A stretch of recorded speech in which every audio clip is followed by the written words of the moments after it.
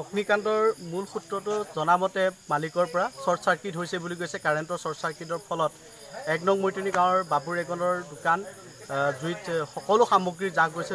জুই জ্বলি ইতিমধ্যেই ৰাইজৰ তৎপৰতাত ইতিমধ্যে জুই নুমাইছে যদিও কিন্তু গোটেই সা সামগ্ৰীখিনি ক্ষতিগ্ৰস্ত হৈছে। অতি মৰ্মান্তিক ঘটনা। এই ঘটনাটোৰ পৰা আমি সঁচাকৈ দুখিত হৈছে। দুখীয়া এজন দোকানী আছিলে, এই দোকানীজনৰ গোটেই 2 লাখতকৈ অধিক সা সামগ্ৰী বিনষ্ট হোৱাটো সঁচাকৈ আমাৰ বাবে অতি দুখৰ বিষয়। এখন গেলামালৰ দোকান আছিলে। যদি ইয়াৰ বাবে মালিকজনক অকণমান চৰকাৰে সুবিধা কৰি দিয়ে, তাৰ বাবে আমি চৰকাৰলৈ অনুৰোধ জনাইছোঁ, অকণমান সুবিধা কৰি দিয়ক। দুখীয়া এজন দোকানী যেনে তেনে নিজৰ শাৰীৰিক কষ্টৰে এই দোকানটো আজি পৰ্যন্ত এখন উন্নত মানৰ দোকান কৰিবলৈ চেষ্টা কৰিছিলে। এই দোকান আজি জুইত জাগ গ'ল। অতি মৰ্মান্তিক ঘটনা। ধন্যবাদ।